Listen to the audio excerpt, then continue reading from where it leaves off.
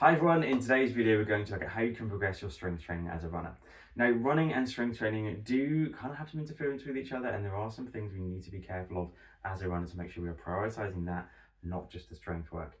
That said, there are some scenarios, so if you're coming back from an injury, if you're building back up into running, well, actually strength training will probably be more important to prioritise to enable you to avoid injury or kind of prepare your body to be able to take the load that running's going to give it. So now again, depends on your scenario. As I always say, context and your individual context is the most important thing. But let's look at some general terms. So you can increase the specificity of your training. That is often the biggest thing people aren't doing enough of or have a lack of. Most strength training I see is quite generic in nature. It's general lower body strength, which is okay. Leg presses, leg extensions, some crunching, some planking. It's kind of okay, but it isn't going to help you move better. It's just going to make those muscles stronger and able to fire faster and harder, which is useful. But if your movement patterns aren't improving, if you're not moving more freely, which most of us are a little bit stiff, or have some muscle imbalances, somewhere along meaning our movement is compromised, then without working on those, we're not going to be moving great, and we're not going to be able to progress. We may actually increase our risk of injury if we're overloading muscles too much and then battering them with our runs as well. So specificity of training is really key. Now, this is where someone like a physiotherapist, a sports massage therapist, a good quality PT or running coach in the background, in-person training and exercise such as myself can come in.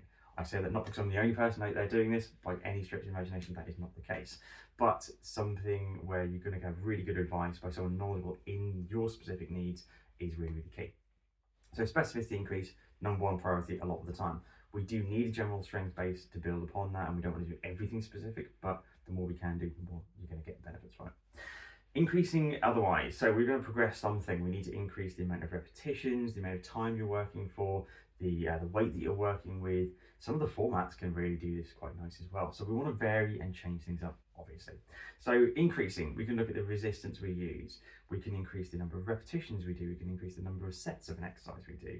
We could do multiple exercises for a muscle group to make sure that's worked in different motions, but there's still the same overall kind of principle. So single leg squatting, for instance, versus a diagonal lunge.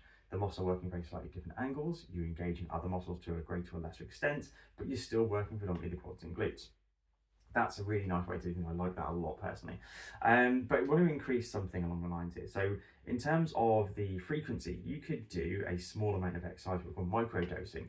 You don't have to do massive workouts. So you could do your normal, say, 30-minute workout, and then you might do 10 minutes the next day. That's another way to progress your strength training by cutting down in recovery times.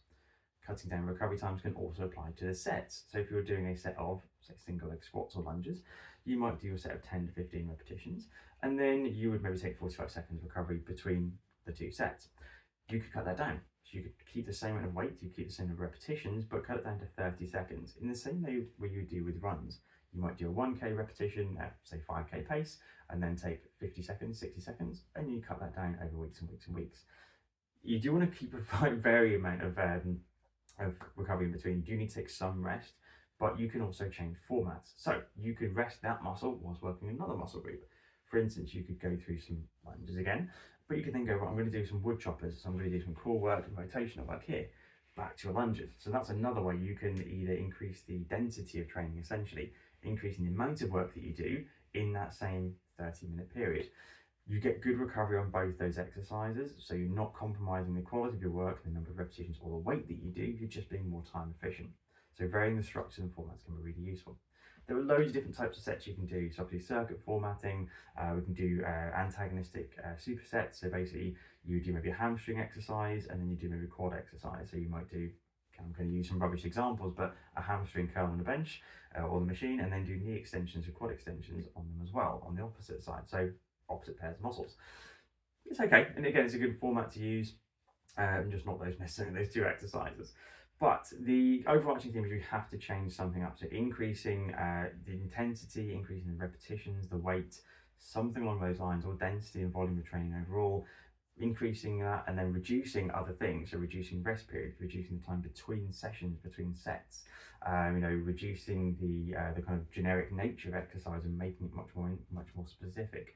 Any of those things can be really good ways to basically make you a stronger, faster runner with less injury risk along the way. But quality of movement, the right movements for you and for your individual body have to be the priority. So try and get some advice with that if you can. Doesn't have to be an ongoing massive thing. It can be just a couple of sessions with somebody to point you in the right direction with tweaks along the way.